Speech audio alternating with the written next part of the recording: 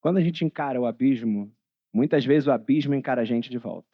E quando a gente encara a tela do telefone celular, muitas vezes a tela se apresenta como um abismo em si, seja na lente distorcida da selfie, ou seja no fluxo algoritmo infinito do scroll que a gente faz. Portanto, eu queria começar com uma pequena reflexão que eu acho que tem muito a ver com todo mundo que está aqui na sala, e eu incluso. São 8 da manhã de terça-feira, você acorda, você abre o olho assim que o despertador toca, e na mesma velocidade que você abre o olho, você destranca o seu telefone. Você abre o seu Gmail, você abre seu WhatsApp, seu Facebook, seu LinkedIn, seu Twitter, seu Facebook. Você fica alternando entre telas e apps e redes. Você vê as notícias do dia, o dólar caiu, o Neymar se lesionou de novo, um prédio pegou fogo em Hong Kong, saiu o resultado do Enem, sua avó mandou uma mensagem de voz, você precisa responder a sua avó, mas você recebeu um meme muito engraçado de um gatinho. No meio disso, você foi atravessado por uma notícia terrível de um assalto que aconteceu no seu bairro. Logo em seguida, você vê notícias de um genocídio do outro lado do mundo. Em seguida, você vê mais um gato muito engraçadinho, você precisa compartilhar com as pessoas, enquanto você recebe mensagem de trabalho e sua avó mandou outro áudio. E isso segue se repetindo, e se repetindo, e se repetindo. E você aprende muito, e você chora, e você se emociona, e você vê a coisa mais engraçada do mundo, e a coisa mais eufórica, e a mais triste, e a mais revoltante, e a mais feliz. E você tem que compartilhar isso com as pessoas, e de repente passaram-se 1h30. Bom dia. Finalmente começou o seu dia. E você absorveu, antes de sair de casa e antes de sair da cama, mais informação do que uma civilização inteira no passado. Mais informação, inclusive, do que os seus pais, há 30 anos atrás, teriam absorvido ao longo de toda a vida deles. O mais interessante sobre isso é que nenhuma dessas informações veio de uma pesquisa ativa. Você não navegou a internet navegou você. Você não escolheu ativamente consumir nada do que estava ali presente. Tudo se colocou para você a partir de um algoritmo.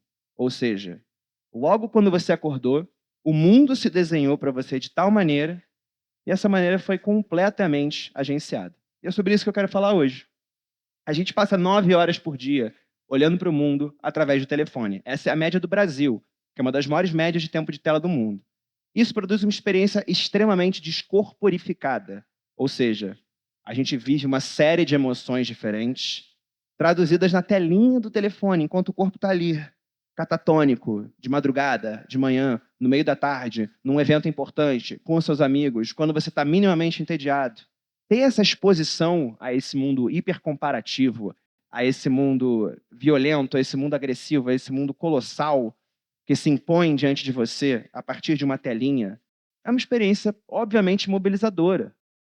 É uma experiência que deixa a gente com uma sensação de impotência muito grande diante do mundo. Afinal, olha o tamanho da quantidade de coisas que eu tenho que absorver em meio a publicidades e influenciadores e amigos e família, e notícias e entretenimento.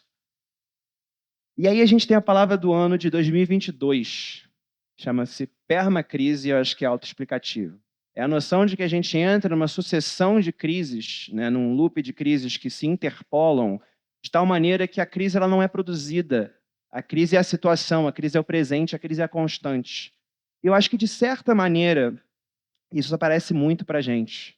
E acho que todo mundo sente isso no espírito do tempo. Mas a questão é, qual foi a última vez que a gente compartilhou um sonho?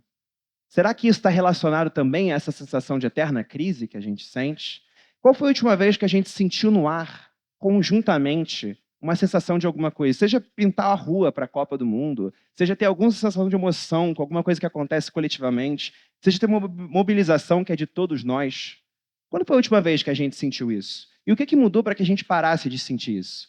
Porque, com certeza, o estado do mundo não ajuda. A gente vive um mundo crescentemente desigual, a gente vive um mundo diante de um cataclisma climático, a gente tem uma série de questões pela frente que a gente não sabe como resolver. Ou a gente sabe, mas se sente impotente diante das peças que a gente tem que mexer para resolvê-las. Mas será que é só o mundo que coloca a gente diante dessa situação? Será que a gente nunca sonhou em tempos mais sombrios? Será que a gente nunca sonhou coletivamente em tempos mais sombrios? A nossa forma de absorver a vida foi sequestrada. E é sobre isso que eu queria conversar hoje. A nossa forma de perceber o mundo está imersa dentro desse ecossistema de telefone. Dentro dessa lógica na qual a gente opera 9 horas por dia, como eu falei, e dessa produção e desse ritmo muito acelerado de informação que se impõe sobre a gente. Então vamos voltar um pouquinho para a gente entender o que aconteceu para existir esse sequestro, para existir essa noção onde a gente se informa somente pelo nosso telefone, e toda semana tem um lançamento diferente, uma coisa revoltante, e o mundo parece acabar um pouquinho cada vez mais toda vez que a gente liga o celular. No começo, as primeiras redes sociais estendiam as dinâmicas da vida. E é muito interessante pensar isso, porque antes do TikTok, do Instagram, a gente tinha o Orkut, a gente tinha o Facebook, a gente tinha o MySpace. Todas essas redes sociais dialogavam com uma ideia de extensão da vida, com uma noção de que a gente conhecia pessoas na vida real, e essa dinâmica do boca a boca se replicava a partir do digital. Eventualmente, as redes sociais passam a preceder a vida material, a vida física. Como que isso acontece? Existe uma mudança muito, muito, muito interessante e muito aterrorizante nos últimos 5 a 7 anos, que eu acho que cementa essa virada de pensamento e para a qual a gente não consentiu muito. E o nome dela é For You, que é um dos maiores experimentos de controle social dos últimos anos, das últimas décadas. O Jaron Lanier, que inclusive é um filósofo de computação, fala sobre isso há 7 anos atrás sobre redes sociais. O For You, para quem não conhece, é o algoritmo do TikTok, que acaba por influenciar depois o algoritmo do Instagram, do Twitter e de todas as redes sociais. É uma lógica algorítmica de distribuição de informação.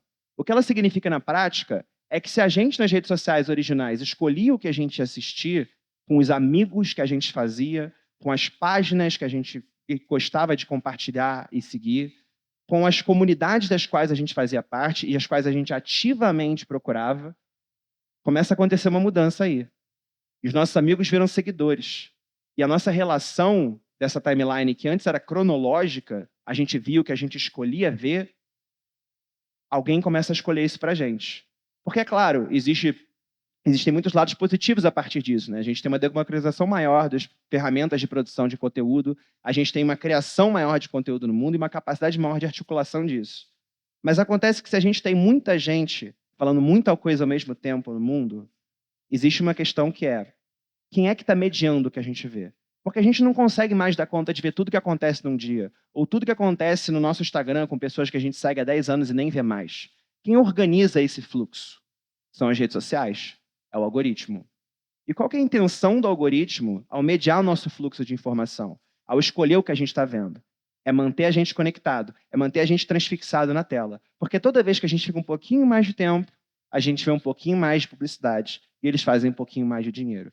E essa mudança operacional ela é muito sinistra, porque então, a partir do momento onde a gente se informa quase que integralmente pelo telefone e a gente tem uma vida integralmente sequestrada pelo telefone celular, então a nossa realidade está sendo agenciada pelas grandes empresas de tecnologia. A nossa visão de mundo está na mão delas. Elas são neutras? As grandes empresas de tecnologia, na sua grande maioria dos Estados Unidos, são neutras? O que elas estão fazendo? Com o que elas estão sentando na mesa de jantar? Qual que é a intenção desse grupo que faz parte da elite principal e dominante do mundo? E o que interessa a elas? E essa é a pergunta de $1 trilhão. Qual é o futuro que elas querem que a gente veja? Qual é o futuro que elas querem que a gente veja? Vamos pensar nisso por 10 segundos. O fim do mundo é um fetiche. O fim do mundo é um delírio. O fim do mundo é um desejo. Quem está no poder hoje entende perfeitamente o que está causando. Quem está no poder hoje acredita nas pesquisas, acredita nos dados, acredita na ciência. A diferença é que se ao acreditar-se na ciência você para de ganhar dinheiro, então não interessa quem está no poder parar de fazer o que está fazendo. A gente vive uma era de acúmulo de capital sem precedentes. A gente vive uma era de uma riqueza pornográfica de certas pessoas, de uma bolha de $1 trilhão, de valuations inacreditáveis que não existiriam há 10 anos atrás, que são ofensivos, especialmente para países desiguais do sul global como o nosso, em que a gente vê um nível de riqueza e fala, cara, como que isso existe? Como que isso é possível? Isso é possível porque essas pessoas não estão interessadas em mudar o mundo. Elas estão interessadas em construir uma ideia fatalista do mundo, em construir uma ideia de que o mundo realmente está perto de alguma forma de colapso. Só que a gente não consentiu a esse fim do mundo. A gente não consentiu a essa ideia de que o mundo vai acabar. A gente não acredita necessariamente nessa fantasia, a gente só está capturado por ela.